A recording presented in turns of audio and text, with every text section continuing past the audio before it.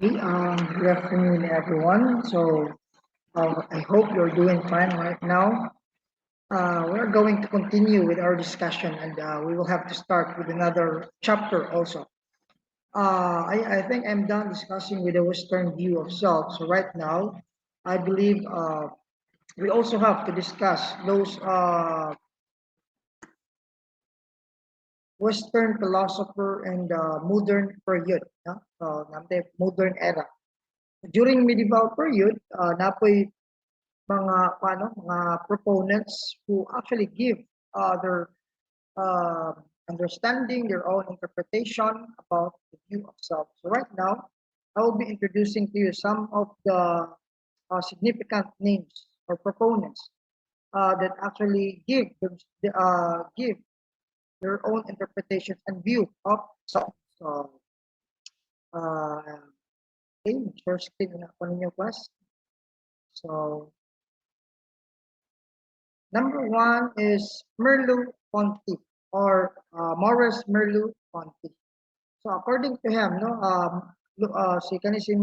Maurice Merleau-Ponty was known to be an existentialist who believes that a person is defined by a virtue or movement and expression. So a person is the sum of all that he does with his body, including his interpretation of his past and his decisions. So, kung ato siyang sabto, no, simple kayo, no, that the person can be identified not only on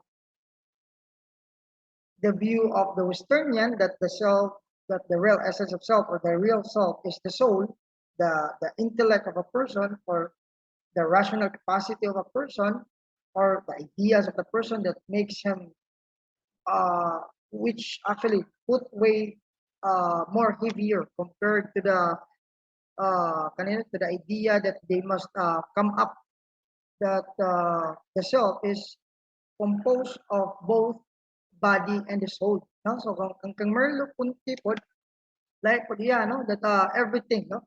As mentioned here, sa virtue of movement and expression, okay, we are going to say something about movement and expression. I know and I believe that every individual is unique, no?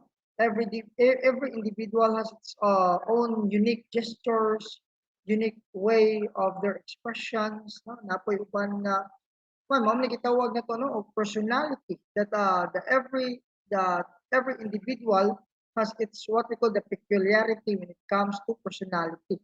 Okay? Sa atong mga pamatasan, sa paggawi, and even no the sum of all that he does, no, so with what you have done, tinuod na pud no nga kaya nga, no, if we are going to, like for example, if someone asks who is Dr. Jose Rizal, it's not only that he was actually known by his name, but also he was known because of his work, because of what he does, what he did in our country.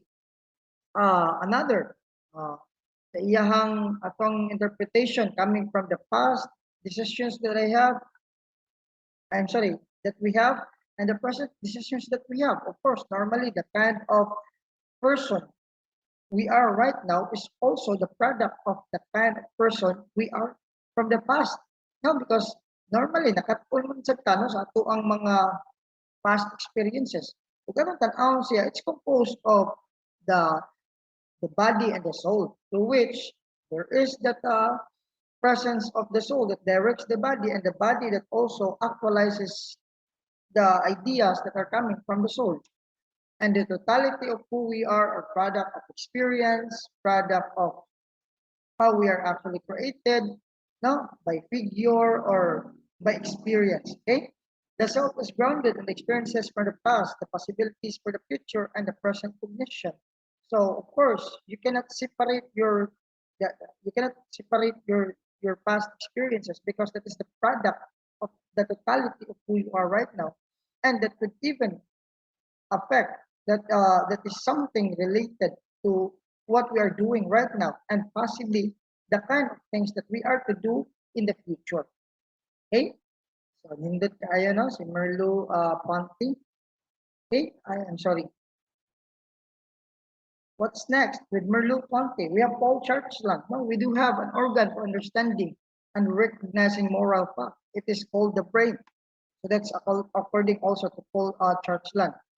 Known for his eliminative materialism, the idea which states that the mind is unreal and the brain is real. So, gingon pa gid the self is the brain is the essence of the self. So, yapon, it's not the content, it's not the substance of the brain, nga ideas and so on and so forth, but the brain itself that processes the ideas. Okay? Brain, this is something very scientific because it is emphasizing the significant role of the brain here. It's not only that it is where the ideas of every individual secreted, the, the ideas, the feelings, the emotions, and so on and so forth, which is relating to the daily functioning of the individual, but it emphasizes the purpose of the brain, uh, which is part yapon sa itong lawas. No? The term mind, mood, emotions, actions, and consciousness are deeply affected by the state of the brain. You know, if we are going to put basis or to take the basis on a scientific approach, we could say yes. Okay, like for example, kanino, if you lose your, di ba, we know that the brain uh, is the one no, that controls everything, every parts of the body, even the breathing, uh, sa atong digestion. No? There are certain areas in the brain also that are responsible in making that one becomes functionalized. So at some point, when there will be a damage sa tuang brain, normally, dili yun na siya di na siya, kaniya tuang kuano, di maka-process of karon. Like for example, amygdala is a part of the brain, no, which is responsible in interpreting emotions and even becomes useful no, to every human being to express their emotions and feelings. But when that particular part of the brain will become damaged, of course, there will be a corresponding damages or corresponding dysfunctional that may happen to a person. Another thing is kanino kaning mga nagumon sa illegal nga drugas. So pag na-damage imong brain, ako I experience visiting a clinic, a hospital, a mental hospital to which I am observing people no nga nay mga diferensya ita no nay mga diferensya sa pag-isip. They can afford to stand over a long period of time. Nya gani atong makita no that ang ilang klase sa emotions is unlike the normal person nga daghan jud kay emotions. No nga pwede ka na nasa tag emoticons no we can actually experience to be surprised, experience to get irritated, to get mad, to get angry, to be happy, to become anxious, and so on and so forth. But those people na may mga damage sa ilang brain is, of course, mora po nilang una-unaan, no? They become tulura, no? Happy, sad, angry. Mora na ila, balik-balik. Okay?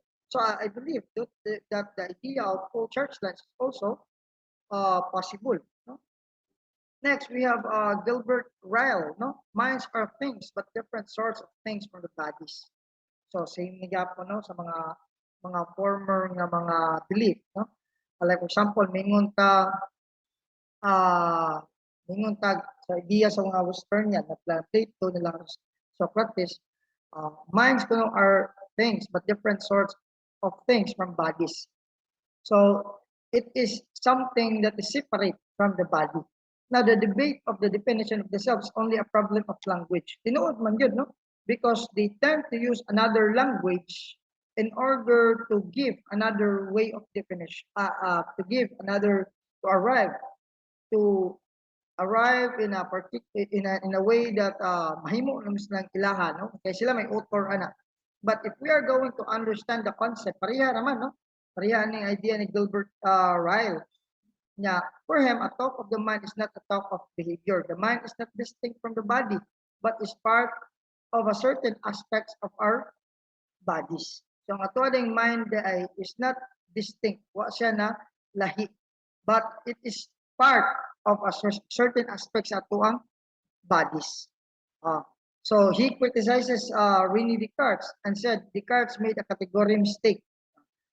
Now, in discourse, separation of mind, body, and soul is possible, but not in practice. So, according to him, could be. No, you cannot. We cannot argue with you about that one. in a sort of discourse because everyone's opinion is correct. But we can never say that the body and soul are distinct from each other because, mo ito, no, ang explanation ka ganiha, if that actually happens, like example, ang mingon ta og soul, mingon tag idea, mingon tag intellect sa usa ka tawo, how can you measure the intellect of a person? How do you know that that is who he is and who they are if they're not going to say something, if they're not going to process the ideas that they have and project that one in a way that they have to actualize that particular idea. We can never say that the person is brilliant and the mind that he have is very brilliant, not unless there is the presence of that person who will perform something that would make you confirm nga bright gid siya. No, we can never say that she is a good speaker, not unless there is no presence of herself talking in front of the people and say something like speaking in English. Okay, so nindot po, no? Now,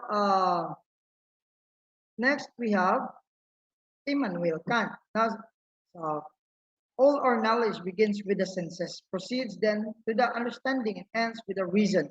There's nothing here higher than reason. So tanan kuno nato nga mga knowledge, it's actually coming from the senses. So what is this kind of idea? This is something that include this what we call empiricism or learning through experience, not through empirical based. When you take empiricism, it actually uses senses.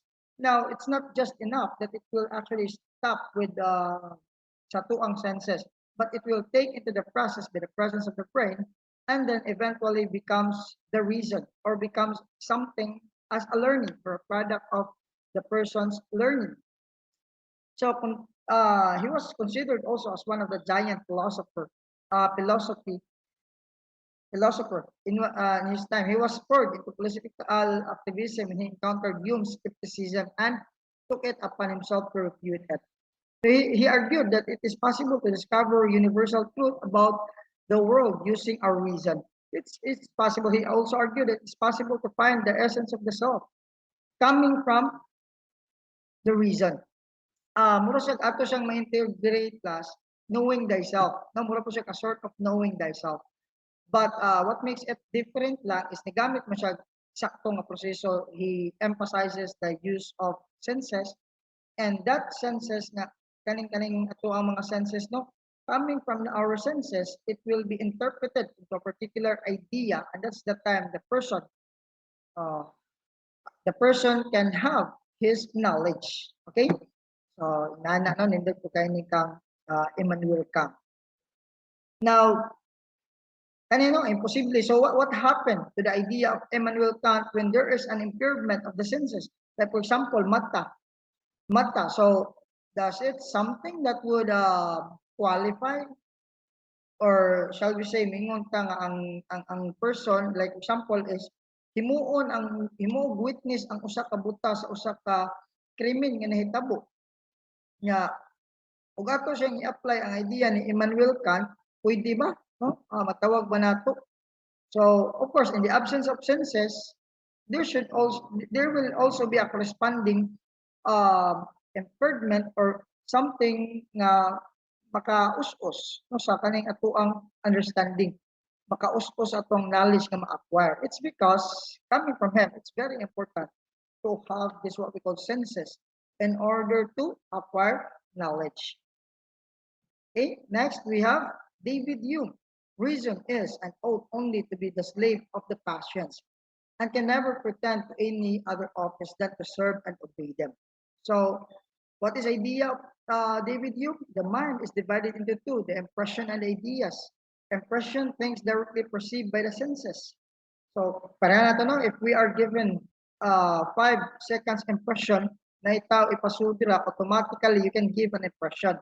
But sometimes, of course, impressions can be deceived, no? Kaya magdepende man no, na may uban. Like example, butang ka, bugo ang tao, pero idris apan siya o mayor.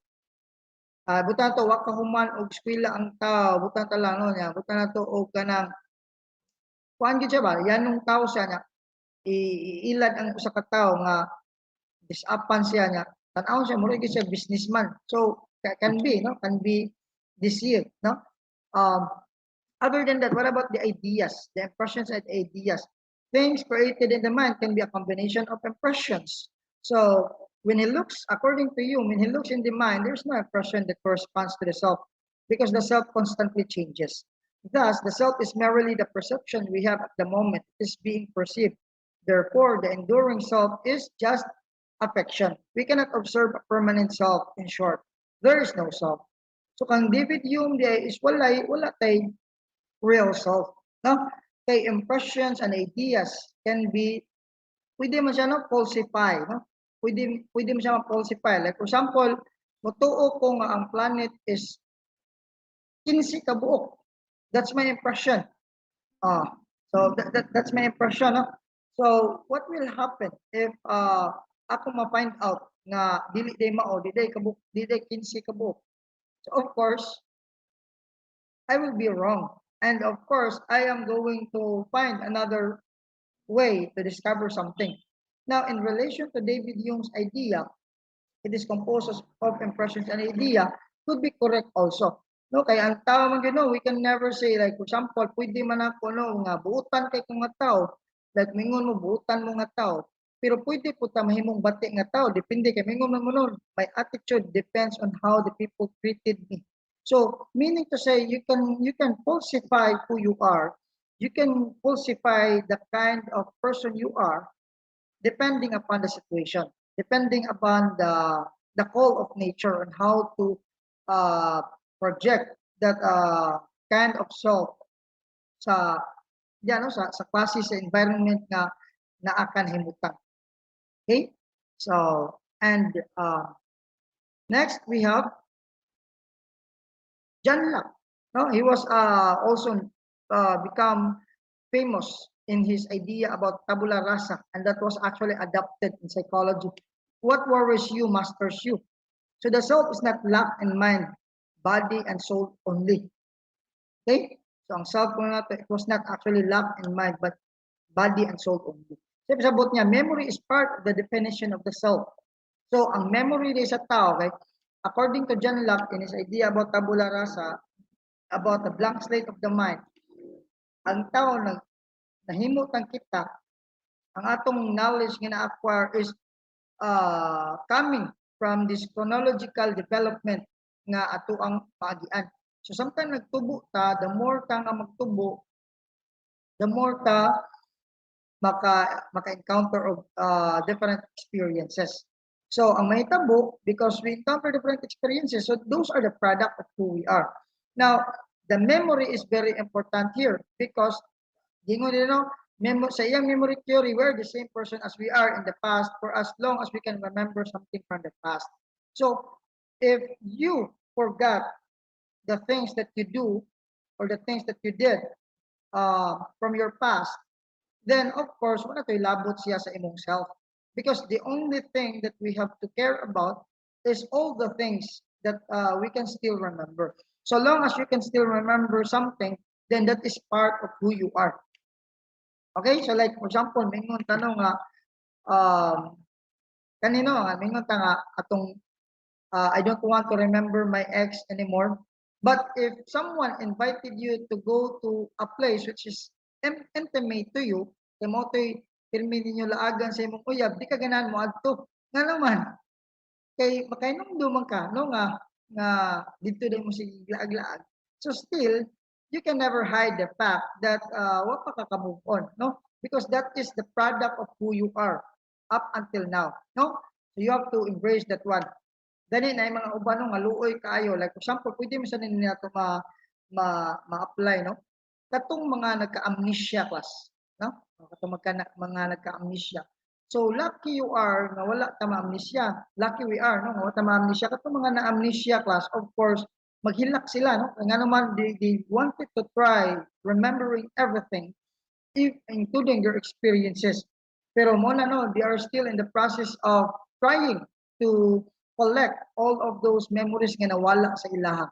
And if we are to integrate that one sa idea ni John Locke, of course, ang ato ang self day becomes limited when we lose our memory. So it's very important that we are to cherish memories, experiences, because those are the totality of who we are right now. Okay? He was the father of classical liberalism. Yan lang. Ano, no? Hindi po tayo, no? Next. Who's next? Sorry.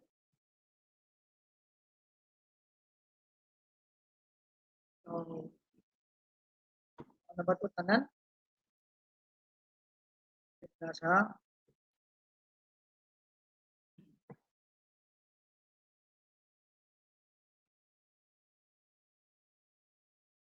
Okay. So we also have this rainy, I'm sorry, Rainy Descartes. Si Rainy Descartes, no? Sa class. Now, sa nato si Rainy Descartes, backwards at I think, therefore I am. So the essence of man is in being a purely thinking being. Thus, I think, therefore I am. Uh, so simple kayo, no? You are who you are the moment that you think. Therefore, we can say that you exist. So the moment that you stop thinking, meaning to say you stop existing. It is anchored with the idea of here and now. For who you are today comes no surprise because everything has been said. The mind and body are separate but at the same time conjoined with one another. They are separate because the body can be destroyed. The mind can never be destroyed. But they have to conjoin with each other in order to be a self, in order to be something that represents a person. The self is mind more than the body. Yes, tinuod, no? Because yung emphasis is about thinking, no? So, body is structured but the mind cannot be boxed. So, tinuod, no? Ang lawas na to, it can be measured, it can be touched, it can be experienced, but you cannot box the mind. You can never put limitations on the mentality of a person or the sense of thinking sa katao. And that makes the person actually exist in accordance to cogito ergo sum. Meaning to say, more gito, no? The moment that you cease from thinking, therefore you are stopped existing. And everyday class, tinuod ni class, no?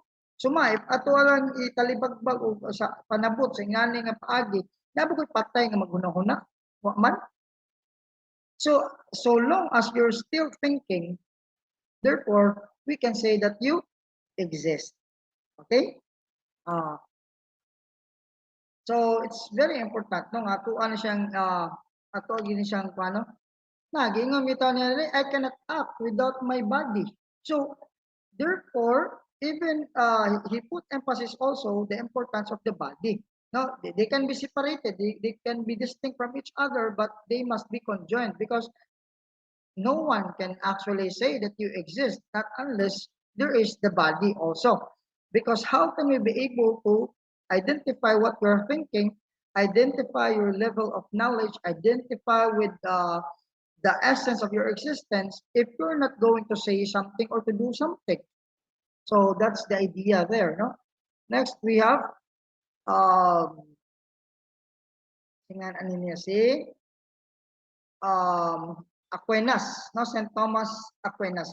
When I consider the heavens, the work of thy fingers, the moon and stars, which thou hast ordained, what is man that thou art mindful of him, and the Son of Man that thou hast visited him?